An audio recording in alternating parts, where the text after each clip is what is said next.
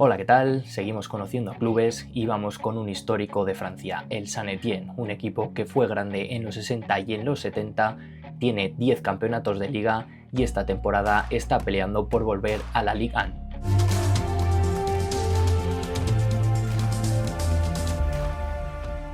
Vamos con un vídeo donde le vamos a dar mucha importancia a su historia porque, como ya he dicho, es uno de los equipos más laureados, tiene 10 ligas, tiene también copas, ha llegado a una final de Copa de Europa y es un histórico, tanto en los 60 como en los 70, pero a lo largo de su historia. Si consigue volver a Liga en esta temporada, será su temporada número 71, así que estamos hablando de un equipo que merece estar en la Liga y sobre todo peleando no por las zonas bajas. Ya hemos visto que ha ganado ligas, es un club que nace en 1933, aunque antes había empezado también a juntarse una de las empresas de la zona, el grupo Casino. Empezó como una organización de empleados, al final se profesionalizó y arranca, como digo, en 1933 con el nombre que conocemos hoy, que es el Saint-Étienne. Arranca su camino en la segunda división, continuará ahí varios años, incluso en los años 40, la década de los 40 con la guerra, siguen jugando y luego se estabiliza y pese a algunos problemas económicos y haciendo buen trabajo en las categorías inferiores y en la cantera, sobre todo para abaratar costes y que pueda salir adelante, en la 45-46 consiguen un subcampeonato en primera que va a marcar lo que iba a venir en los años posteriores. En los años 50 llega al banquillo Jan Snella, uno de los tres técnicos que yo creo que van a marcar un poco la historia de el Saint-Étienne. Se ocupa del banquillo toda la década de los 50, luego veremos que tiene otro intento que también vuelve y se hace campeón. En esta primera etapa son 9 temporadas y consigue el primer título del club, que es la Copa Charles Dragó del 55, y consigue también el primer trofeo de liga del Saint-Étienne en la 56-57. Esto les dio acceso a Copa de Europa por primera vez, donde quedaron eliminados contra el Rangers en la ronda preliminar. En los 60 comienzan la que va a ser las dos décadas más brillantes, comienzan bien con una final perdida ante el Mónaco y sin perder la categoría. Hasta aquí todo bien. En el 64 llega su segunda liga, de nuevo con Jan Snella, que volvió a ser técnico del Saint-Étienne. Aquí iba a comenzar la época más laureada del club. Snella estuvo 4 temporadas y vuelve a levantar la liga en la 66-67, tercera liga que consigue el entrenador con el equipo verd. A partir de aquí parecía que no se podía superar esto, pero entra en el club Albert Batous en el banquillo del Saint-Étienne y va a conseguir 3 ligas consecutivas, aparte de la que ya había sumado, entonces eran 4 consecutivas sumando la de Snella. Del 68 también ganando la Copa de Francia hasta el año 70 con otro doblete. 3 ligas, como digo, consecutivas, y en el año 72 llega al banquillo el que para mí, viendo la historia y leyendo algunas noticias de cómo se ve al club desde fuera, el entrenador más histórico del club, Robert Herbin, que vuelve a llevar al equipo a lo más alto. Consiguen levantar 3 ligas consecutivas de nuevo, del 74 y 75 con dobletes también Copa y Liga, y en el año 76 haciendo el mejor año de la historia en la Copa de Europa, ya que consiguen llegar hasta la final, que pierden contra el Bayern de Múnich. Era el mayor logro de la historia del Saint-Étienne y esta hazaña dejó una curiosidad, y es que el presidente de Francia, a su regreso de la final, les hizo pasear a todos los jugadores por los campos elíseos a modo de orgullo nacional y paseando al fútbol francés, porque habían hecho un hito que iba a ser histórico. En el año 78 se empieza a intentar rejuvenecer la plantilla, porque había unos años en los que parecía que el equipo se frenaba un poco en su evolución. Entran jugadores como Platini o el neerlandés Rep, lo hemos visto, ha sido Pichichi en mundiales con Países Bajos, y funcionó, ya que llegaron hasta los cuartos de la Copa de la UEFA. Unos años después, en el 81, todavía con Herbin en el banquillo,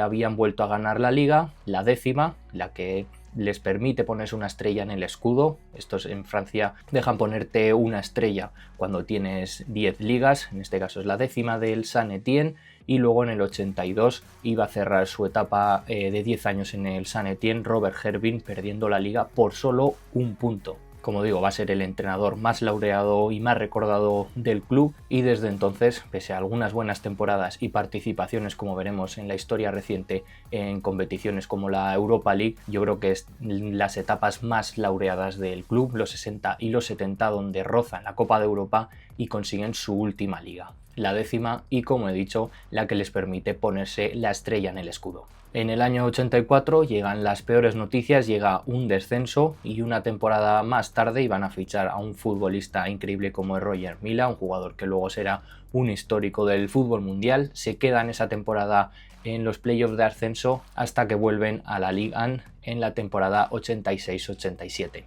10 años después, el equipo vuelve a descender, y en esta década el mejor puesto va a ser únicamente un 7º puesto en la temporada 93, pero como digo, manteniendo la categoría, la primera división. Llegando ya al siglo XXI, su historia más reciente, arrancan en primera división, pero con un caos en cuanto a pasaportes, en temas económicos, desestabilizan al club y van a volver a segunda hasta el 2004, donde vuelven a Liga 1. Esa temporada alcanzan las semifinales de Copa y un 6º puesto en Liga, destacando jugadores como Didier Zokora. En 2008 consiguen un 5º puesto con la incorporación de jugadores como Blaise Matuidi, lo conocemos en la actualidad, y ya comenzaba su carrera. Una de las novedades esa temporada en el mercado de fichajes, y le dio el acceso a la UEFA 26 años después. 2 años más tarde, en 2010, vuelve a tocar el primer puesto en Liga, aunque luego el equipo se frenó y acabaron 10º, y esa temporada destaca por la llegada de delanteros como Aubameyang y Sinama Pongol. En esa década el entrenador era Christophe Galtier, en el banquillo, que se vuelve a pelear por estar en la zona alta, peleando en 5º, 4º, 7º, en esa zona, dijéramos, media alta, peleando por competiciones europeas. Entra en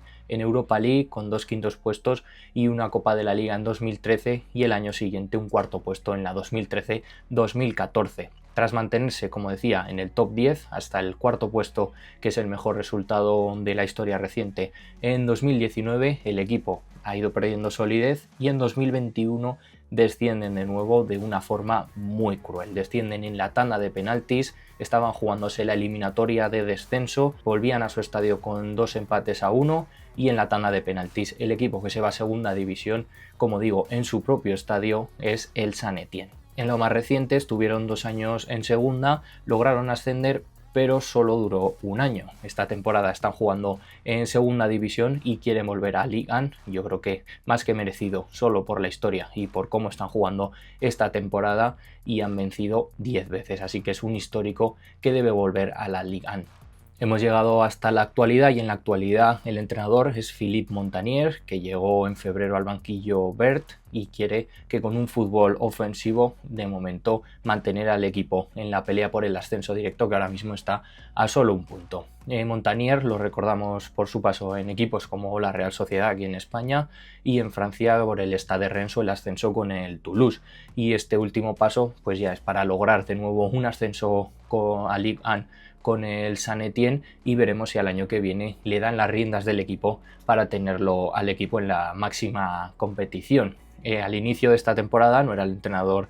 Montanier, empezó Eric Homerland. La verdad que se fue no por temas resultados, cayeron a segunda la temporada pasada, lo mantuvieron hasta febrero, y ahí es cuando entra Montanier, y vamos a ver luego la plantilla y el estilo del equipo, un fútbol ofensivo, atrevido, y yo creo que puede ser un candidato claro al ascenso directo. Ahora mismo, a falta de 2 jornadas, solo están a un punto del segundo puesto. Todo pasa por hacerse un club grande jugando en casa, y la casa del Saint Etienne desde 1933, cuando hemos hablado que era la fundación del club, se funda el estadio Geoffroy Guichard, construido en 1931. Pierre Guichard, hijo de Geoffroy Guichard, el que lleva el nombre del club, decide levantar las instalaciones deportivas en honor a su padre, y las que llegan hasta la actualidad. Se ha ido remodelando hasta lo que tenemos actualmente, que es la última remodelación de 2016 para la Eurocopa, con una capacidad para 42.000 espectadores. Es un estadio, la verdad que increíble, y con un ambiente muy bueno, y con ambiente ya de primera, así que vamos a ver si lo podemos ver la temporada que viene.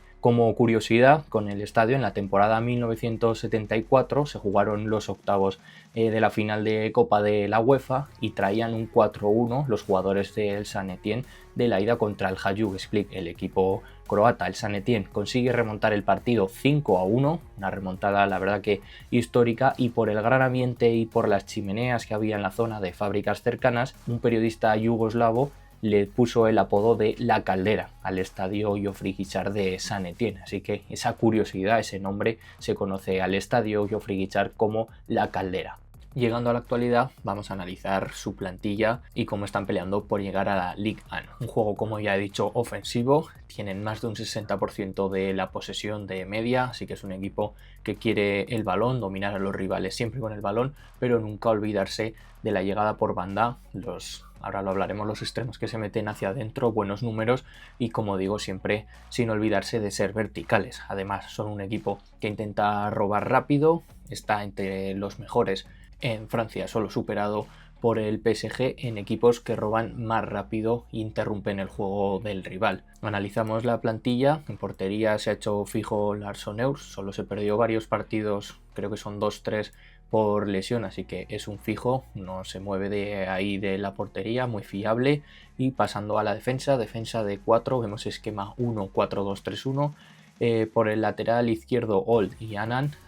que ya ha ido con la selección ganesa, es un jugador joven, pero vamos a tener ahí una referencia para el jugador de Ghana, que, como digo, es ya nacional absoluto. En la derecha, Kevin Pedro, que es el que se ha hecho con la titularidad, el que tiene más minutos, y Apia, que estaba contando con el anterior entrenador Homeland, pero ahora cuenta más Kevin Pedro. Y en el centro de la defensa se ha hecho inamovible desde que llegó en el mercado de invierno Le Cardinal, jugador que venía del Brest, experiencia en la élite y, como digo, que es el referente ahora en defensa, sumando también a Chico Lamba, central joven de Portugal, Nade, que es el que últimamente está jugando acompañando a Le Cardinal, y también tenemos a Ferreira, que está